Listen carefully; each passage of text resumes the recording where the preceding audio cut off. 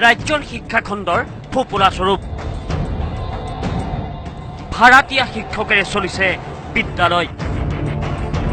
ছাত্ৰ ছাত্ৰী আহে নাহে শিক্ষক। ঘণ্টাৰ পিছত ঘণ্টা ধৰি ছাত্ৰ ছাত্ৰীসকলে বন্দাপৰ দিছে শিক্ষক অহালৈ। ছাৰ অহা নাই এতিয়ালৈকে? যোৱাকালি আহিছিল নে? তোমালোকৰ ছাৰ কেইজন আছে? এজন অহা নাই।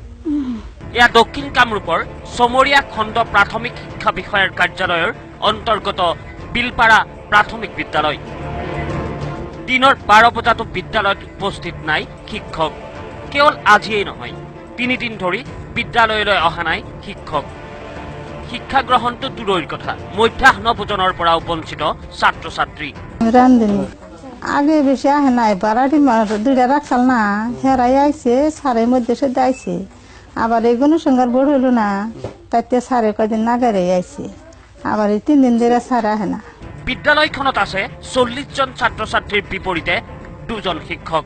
পিছে প্ৰধান শিক্ষক মিজানুৰ ৰহমানে বিদ্যালয়ত মাজে সময়েহে ভুমুকি মাৰে। কিন্তু বিগত 3 মাহে বিদ্যালয়লৈ অহা নাই সহকাৰী শিক্ষক বাবুল বৈশ্য। এই অভিযোগ অভিভাৱকৰ। আজি 4 দিন হল, আজিলৈ হেডমাষ্টাৰ বা এছিষ্টেণ্ট আমাৰ স্কুলত অহা নাই। ভাড়াতীয়া শিক্ষকৰ দ্বাৰা চলোৱা বিদ্যালয়খনত স্বাধীনতা দিৱসতো পতাকা উত্তোলন নকৰাৰ অভিযোগ উত্থাপন কৰিছে স্থানীয় লোকসকলে। একমাত্ৰ গুণোৎসৱৰ সময়ত প্ৰধান শিক্ষকজন এসপ্তাহমান বিদ্যালয়লৈ আহিছিল যদিও গুণোৎসৱো শেষ, শিক্ষকো গ'ল। গণোৎসৱ হৈ গৈছে শুক্ৰবাৰৰ দিনাখনে। আজি 4 দিন হল, আজিলৈ হেডমাষ্টাৰ বা এছিষ্টেণ্ট আমাৰ স্কুলত অহা নাই।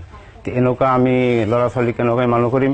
ইতিমধ্যে এই বিষয়ে বিভাগীয় কৰ্তৃপক্ষক জনাই অহাৰ পিছতো কোনো সুফল নাই পোৱা এইসকল অভিভাৱকে। গতিকে শিক্ষামন্ত্ৰী মহোদয় গুণোৎসৱ পাতি দায়িত্ব সামৰিলে নহ'ব।